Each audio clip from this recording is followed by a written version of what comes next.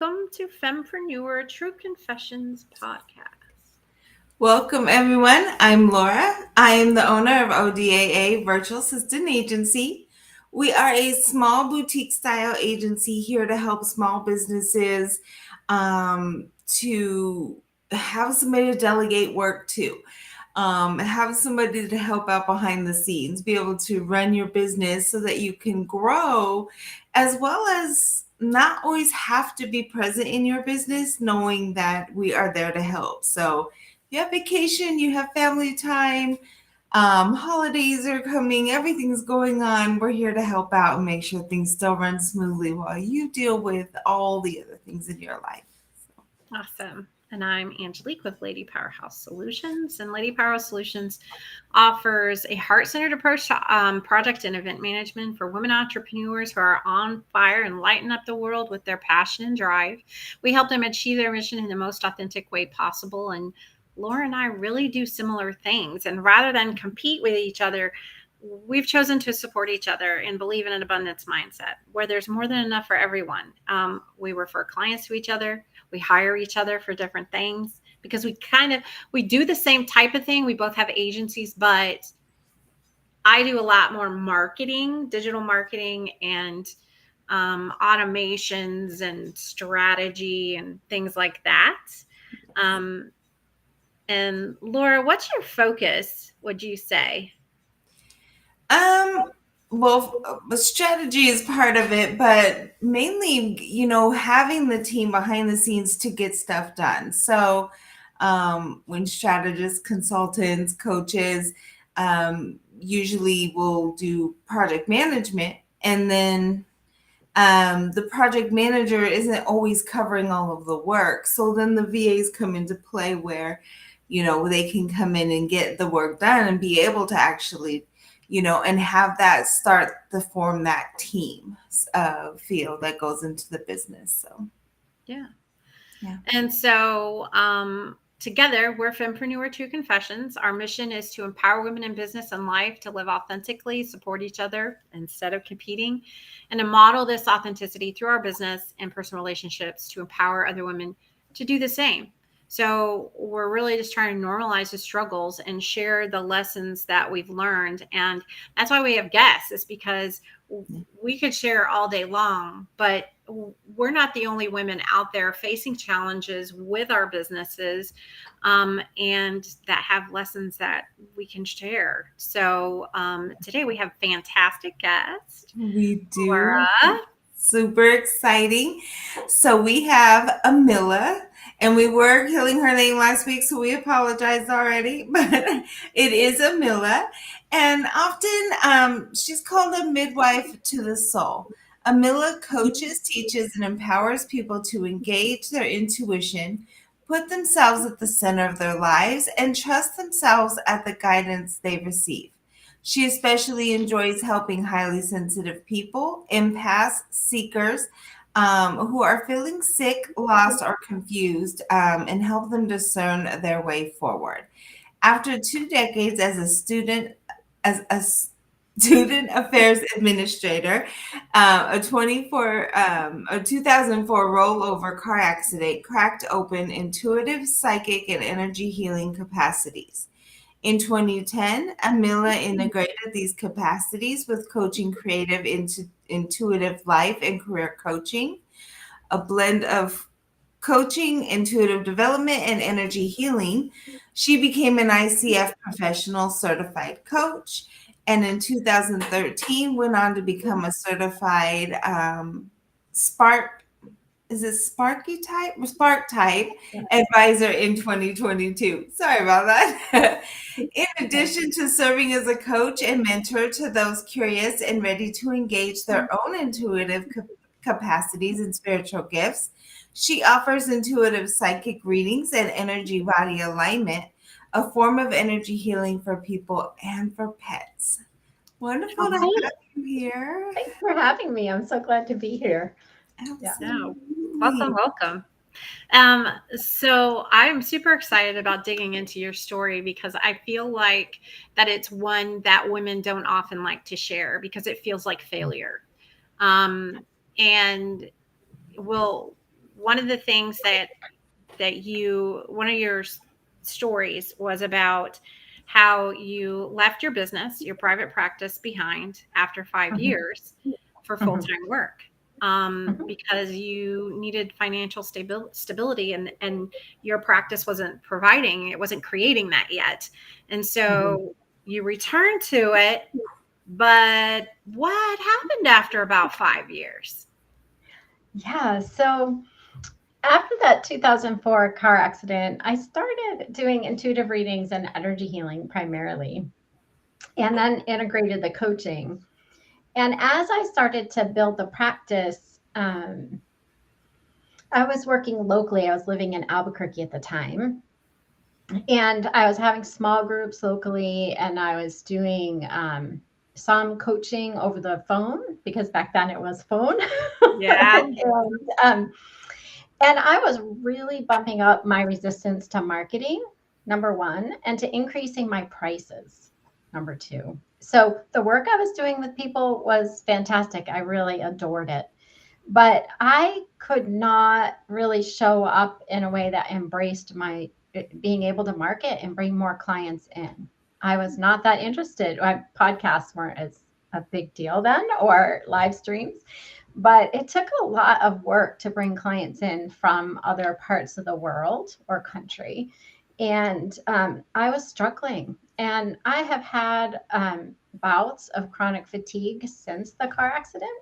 So I found that after 5 years of kind of pushing my edge around marketing, writing blogs, writing for magazines, just getting out there, doing offerings, I was still not earning enough to support or contribute as much as I needed to our resources. I was married. I still am married at the time.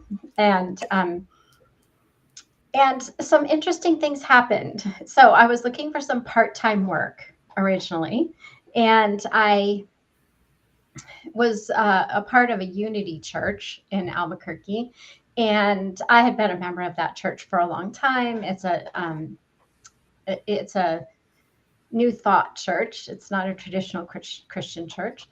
And I was in the office doing something, I don't know what, but the board was meeting inside the office, and the minister yelled out, who was actually a good friend of mine, "Hey, Emilah, do you want to work in the office part-time?" And I said, "No, I'm building my business."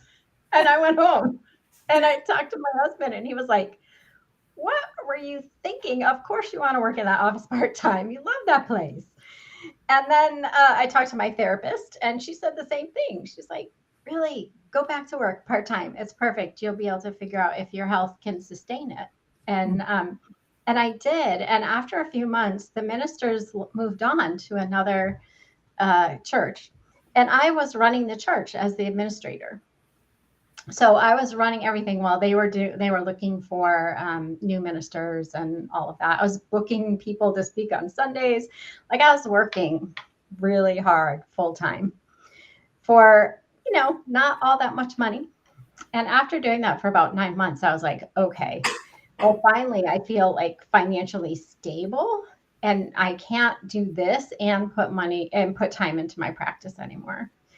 But I also wanted something that was back in higher ed.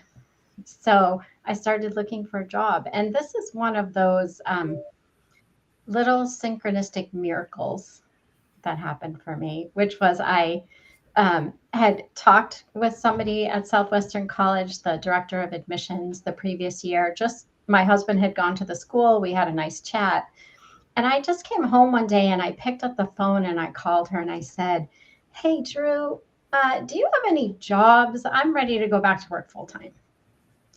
And she said, well, after she picked her jaw up off the floor, she said, "Yes, actually, I'm hiring an admissions person."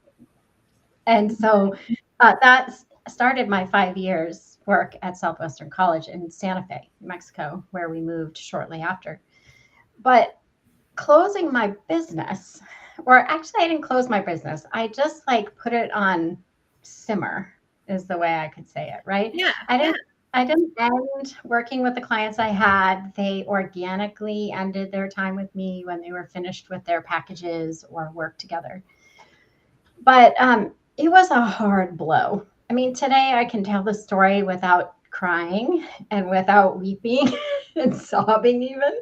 But at the time, it did feel like a failure, right? But I also knew that our financial situation was such that I needed to make some money and I needed to make it quickly. And my experience of being in business at the time was not that, right? I was going to more time and I was going to have to push through more of my own limiting beliefs in order to grow enough to support um, myself and my husband. So I went back to Right. work. Okay. Wow. Yeah. That's wonderful. So you did the 5 years and you said there was a health crisis? There was it was a very small school, and I was the only student affairs person there. And when COVID hit, I was already pretty tired. And a few months into COVID, in the spring, summer of 2020, I came down with adrenal fatigue. And so I took a 10-week leave of absence because I really couldn't function. I was exhausted, completely exhausted. And at the end of that time, um, the I started to engage with them about coming back to work, and my doctor advised me to come back part-time. And they were not open to that. They wanted me to come back full-time. And so I was at this Crossroad. very interesting decision point. Yeah. Either I was going to put my health at risk and go back to work full time, or I was going to step away altogether and grieve that loss. And it was a huge loss for me. I had thought I would spend the rest of my career at that college. By that time, I had closed my practice. I had closed all the doors. I had, just unregistered it from the state. I was not seeing clients. And I had shifted my attention to working and serving at that institution. And so the grief was really debilitating, actually. Like, I was already exhausted, and I was having flare-ups of the chronic fatigue. And then I had to grieve the loss of a family, really. I had very close friends there, and just focus on my own healing. I know at that point in our lives, we were financially stable, whether or not I continued in that job. We had a cushion, and I could take some time off to heal. And my husband was supportive of me doing that. So it was really, it was one of the hardest decision points, right? The first time when I left my practice, it was a hard choice, but our needs for financial sustenance Right. definitely won out. Right? But in this case, it was more about cutting off a sense of belonging, a place that I was really committed to and serving the students, the organization itself. And so after a few months of being home and resting and recuperating, and I heard the guidance, open your practice again, open your business again. And so in the fall of 2020, in November, I formally opened it, and then I started taking clients later that year and have been rebuilding ever since. So I can totally see how, that first part of my story for many entrepreneurs and for me at the time felt like a failure, right? Mm-hmm. But my belief is if we're meeting our own needs, it's not failing. Right. We have needs in a lot of different ways. Well, and we all have needs, but we can all meet them in different ways. Absolutely. And for some people, being in a corporate or organizational environment is where we thrive. And but I will be honest with you, now that I've gone out on my own, it's been really difficult. even though I would benefit from that, like you were saying, more stability, because I had a health crisis. And, I'm not able to work as much as I was a year ago. So, I'm thinking, well, maybe my time would be better spent working with a company and not having to worry about all this other stuff. But I tell you, it's hard.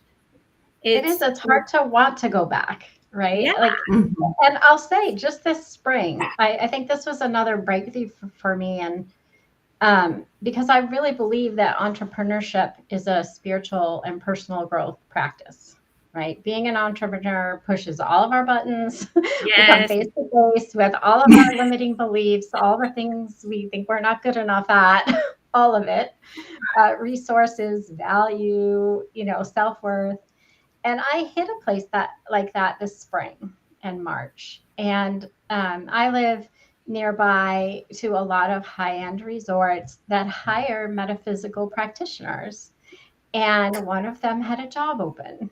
And I thought, oh, I could just like pop over to that high-end resort and do intuitive readings and energy healing, part-time. Yeah. And it'd be fantastic. And I went through that whole interview process and I thought I was going to get the job. And they decided not to hire until fall. And I think that was it was like the straw that broke the camel's back, right? I was like, oh, yeah, okay. I am not ever going back to work for somebody else. Like, this is all about me. Yeah. Now. And me and you could call it higher power, my soul, my God, whatever.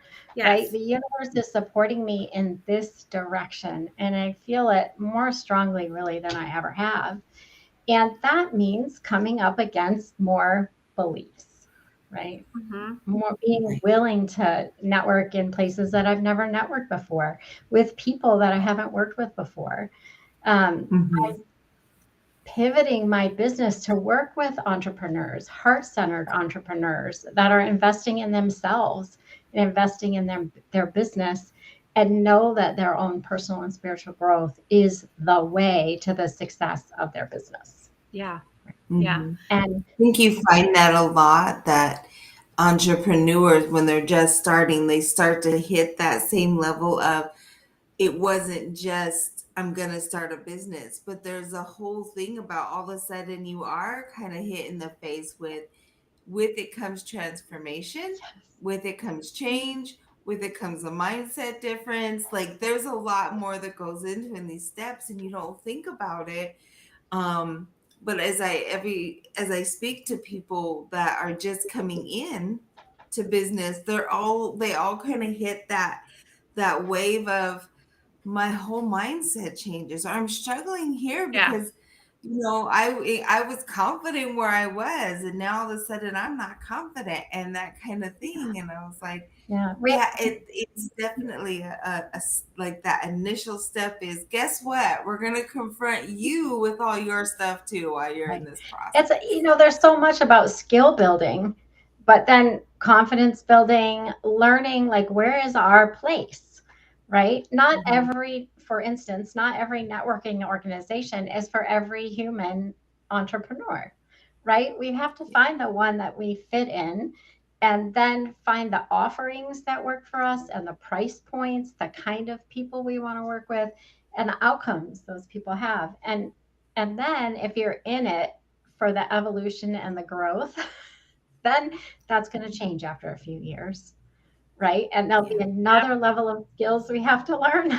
And there'll be another shift in our client base or our orientation, or maybe we add another service. And it's an investment mindset rather than I don't know what the other word would be, but well, the instant gratification. When I do this, I'll make this revenue. Exactly. Yes. There's no it'll be there. payoff. It'll come next week. No, not always. Depending on we might learn ways that it could come next week, right? We might learn, for instance, in the fall and the spring, my clients tend to need some extra support. So if I offer a 3-pack of sessions at a discounted rate, they tend to purchase those in the fall and the spring. But if I offer them at Christmas, they don't, right? So we learn what are the seasons of our business? What are the things that we need to push through to be able to do? And what are the warnings we need to heed in order to not betray ourselves, right? Follow our own guidance and not give ourselves away, right? To whatever the newest gig is or the newest thing in the world. Well, and that was one of the things we were going to touch on is talking about the building and rebuilding and managing a business using intuition rather than the current next great idea. And you said you had a huge fail in this area that helped you double down on what works for you. I did. And the main point being here, what works for one person may not necessarily work for all the people. Hence the importance of intuition. Absolutely. I for many years when I was in Albuquerque in the first iteration of my business, I offered a women's winter retreat in person. It was very low cost, like $99. Come and spend the day. We'll do visioning, really, for the next year. And I decided to revive that in 2021. Right. So I offered it in 2021 virtually. It was fantastic. And then in 2022, I enrolled in a program that helped me build my Facebook group and launch a program. And I invested quite a bit of money in preparing the program launch. And I had expanded this women's winter retreat to a 6-week program. We were starting in February. It had beautiful graphics. It cost me, I don't know, probably close to $10,000. I don't know. It was a lot of money to put the whole thing together. And I had one person register. And I was devastated, to start the next year, 2022, with a loss, right? A big fat loss in my business. And I really got at that point that how I invest, I lost a lot of subscribers on my mailing list because they didn't like being peppered with information the way that particular trainer taught to launch something. Yeah. So I lost some people that I had been following me for years. I have loyal following. And they were like, Emilah, what are you doing? That doesn't work for us.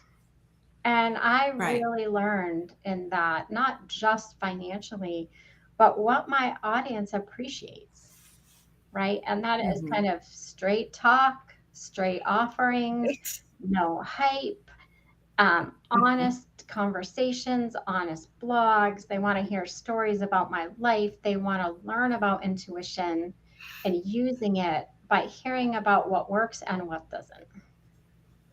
Right. And my own experience and sometimes I have my clients tell their experiences. And that helped me double down on my intuition, right? On my audience, on the people that I adore working with, right? And so now I spend a lot more time discerning what about these programs is really useful for me, and what about these programs is useful maybe for others, but doesn't suit me, right? Or my clients. And I think that's one of the ways intuition can be helpful for us. And it can be as simple as noticing where the constriction is in the body, which means no, and where the opening is in the body, which means yes, right? And just a real embodied, simple way to notice. When I read this description, do I go, that's our intuition, right? Just as much as when we read something and we find ourselves leaning in and moving towards it.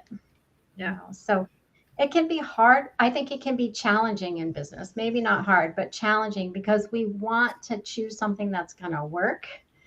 And there feel like there are consequences if we don't. Yeah. Like very Well, there's real. consequences either way. Absolutely. Yeah. Absolutely. Either way. I want to talk more about what intuition feels like and looks like, because I think that's where a lot of people struggle is, and I know for me, getting back in touch with my intuition started in late 2021. And she had been there the whole time, but I just wasn't listening. I wasn't tuned in. And, it did not serve me at all. Mhm. So for me, what I've noticed, if something crosses my mind several times, I need to do that or look into it or pay it some kind of attention to it. And it always pays off. Like it either saves me money or makes me money, or just makes something easier, more convenient, or it could be any kind of positive, reaction or feedback. And then I find if I ignore that nudge, I don't know what else to call it, then it usually comes back to bite me in the ass, for lack of a better word. No, really. And so for Absolutely. me, Yeah. that's what it feels like. It feels like this, like it's on my mind. Like I just keep Yeah. thinking about it, or it keeps coming up somehow in conversation, or I might see the same set of numbers 4 times in one day, or whatever. Right. Mhm. Right. So Often it's something that you can't not do. Right. You get a movement towards something like, gosh, I really want to go and uh, stop at this store today. Like, I don't really like, where is that coming from? Is that my personality? Oh, I just want to shop today?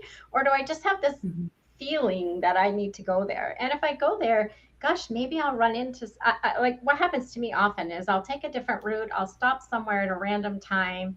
And then like there's somebody that I run into that I really like, I adore. It was a good conversation, right? Maybe, or, sometimes it shows up in a dream, right? For many people, intuition shows up in their dreams. It takes a little more attention to translate that dream into the guidance you're receiving, but that's often one way it shows up. So you're describing kind of a way that it comes into your consciousness, right? And it can also show up in dreams. It can also show up as a feeling sense, like I just described. Like I'm clairsentient, which means I feel it in my body. When I'm driving around, if I get a sense to turn right here instead of left, I'm going to follow that because my body is serving as the guidance system. Right. And sometimes I'll avoid an accident. Sometimes I'll we're giving kind of simple ways and synchronicities that happen in our lives. But if you could imagine honing that skill, so when an opportunity comes across your desk for your business, you get that same sensation, right? And you yes. say, Well, oh, you like when, recognize it. right, you recognize it as some form of guidance, right, or intuition, and you move in that direction. Some people hear words, some people see pictures, right? They may like get a picture of where to go for lunch, right, or for dinner, or what to buy as a gift for somebody, or something like that. And that's another way that intuition shows up, right? Clairaudience is when you hear things, clairvoyance is when you see things, clairsentience is when you sense them in the body. So there's a lot of ways that people can hear or see, feel, experience guidance. And it's fun to practice with the lighter things, right? So Yeah. that we feel confident when it comes to making decisions. And just like any other muscle or the skill, the more you practice, the better you get, the more confident, and that's Laura, you were talking about earlier before we went on the podcast, she was talking about muscle memory. And it's very similar to that, right? Like the more you use it, the easier it is to use and recognize, and the less you do, then the less it is. Laura, what about you? What is your experience with following your intuition? What does it look like or feel like to you? So I blocked mine from such an early age that I'm not always clear. For me, I do a lot of dreaming. And I'm an HSP and an empath, so I do a lot of feeling. But when people are like, just close your eyes and concentrate, for me, it's colors. So and everybody's like, well, where's, the big, you're going to get this big vision and this big sound is going to come. It's just going to be so clear.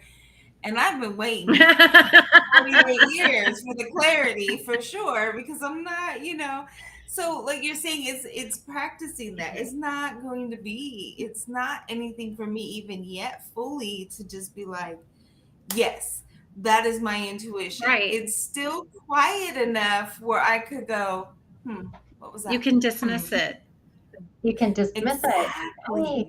And that quietness, that's actually how we know it's intuition, right? Because intuition does what I've noticed over the years is intuition talks in two ways. Real, like a whisper and a nudge, or a big ass whack, right? Right. The car accident I was in, I would say in retrospect, was a result of not following the guidance I was receiving. I was hearing very clear guidance to do something, to change my life, to move, and to change how I was working, and I was not heeding that. Ooh.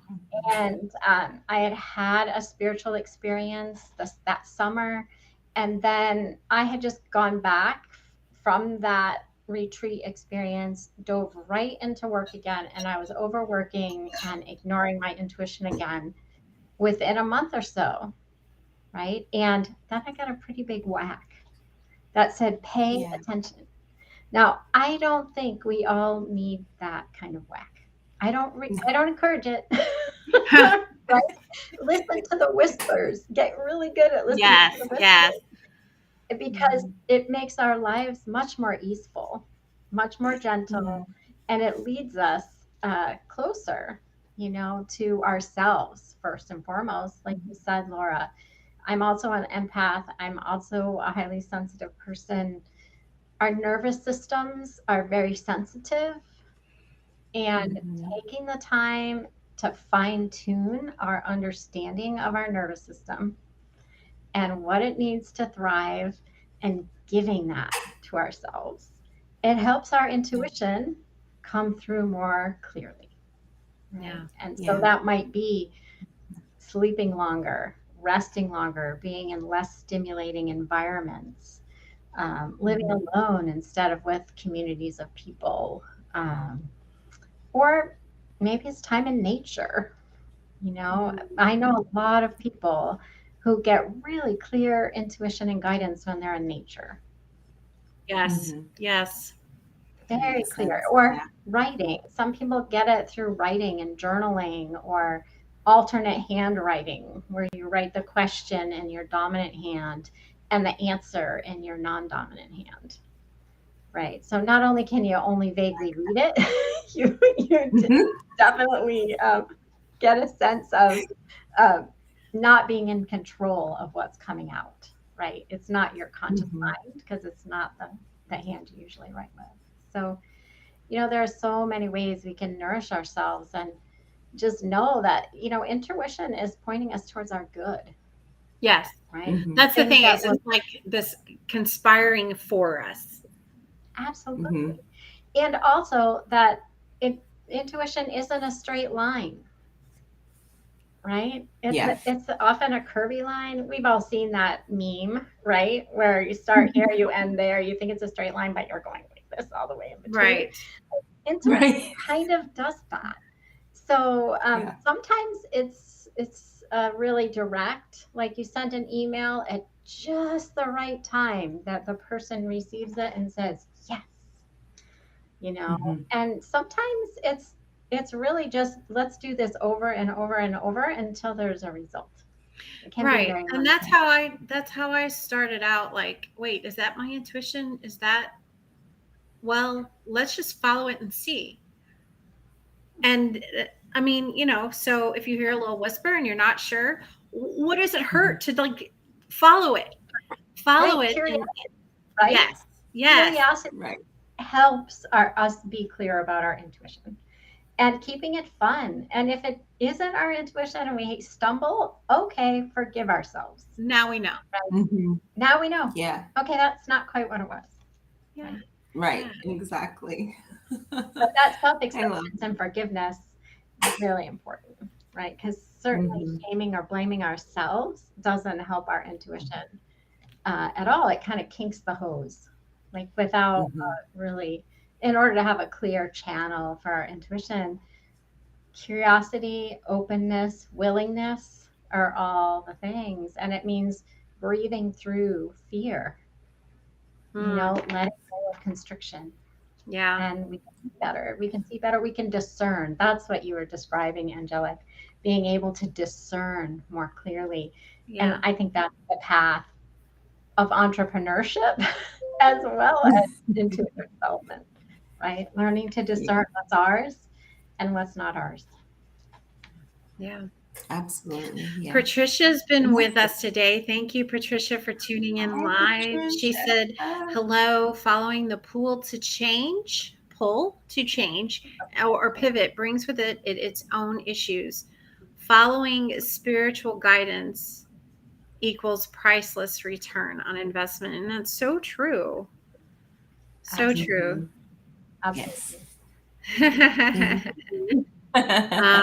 So you have a guide for our listeners, a free guide. Laura, what's the deets on that? Let me grab that. So, her free guide is 5 ways to engage your intuition and transform your life. You'll also get bi-weekly bits of inspiration around spiritual growth, personal development, and engaging your intuition to transform your life and business. So we will leave the link in the show notes for that. I'm going to go sign up for and that. then if you're curious, definitely. Right? Yes. Yeah. And then if you're curious about working I'll say if with you sign up this week, you'll get some information. I do rapid intuitive readings on Fridays, the first and third Friday of the month. And so we're coming up on the third Friday of August. So if you sign up for the newsletter, you'll get the information to be able to link into that. Can you believe like we're halfway through August already? How is it even possible? I don't know. It flew by. It's just flown. It's just crazy. All right. So and then the other thing too, as most coaches offer free consultation, we'll drop the link for that for, I keep wanting to say Emilah because that's how I've been pronouncing it it's Emilah. And next week's guest is Gina Calhoun.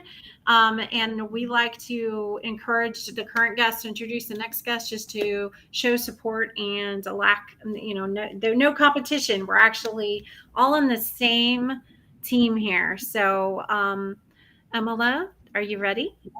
I'm ready. And I just want to say I completely agree. Entrepreneurs, there's enough people and there's enough business all over the planet for every single one of us. Yeah. So there's no reason to compete. Let's lift each other up. Let's support each other. Absolutely. So Gina, I can't wait to hear your interview. And Gina was born in Chicago, Illinois, and moved to the Sunshine State when she was 3 years old. She's a city girl at heart, but loves her Florida roots. Gina is the owner and co-founder of Clean Pro Motorsports and Pro Powder Coating. She's a former VP for engineering for a hotel management company. And at a young age, Gina worked on cars with her dad in the garage instead of playing with Barbies. Oh, I love that about you, Gina. She would get dirt and grease all over her dresses and still loves every minute of it. When COVID came around, Gina and her husband, Jason, decided to take the leap and leave the corporate world and open their own company. With her background in business and multiple master's degrees and his in automotive detailing, they had a perfect pairing to start this business. So now 2.5 years later, they have multiple locations and a mobile vehicle on the road. They offer hundreds of services, including detailing, ceramic coating, powder coating, just to name a few. So I can't wait to hear about Gina's story next week. Yeah. Awesome. Yeah. And I just love that it's a different kind of business. This isn't strictly about just coaches and authors and speakers, right? There are actually women out there doing brick and mortar type of work. So much though Yes. of what we do for business, COVID just shifted a lot of it so that it is more global and mobile and online. So Absolutely. Although I have to say, after we moved to Tucson a year ago, and I really want to do local work now. Like I will continue to be a global professional because I love that.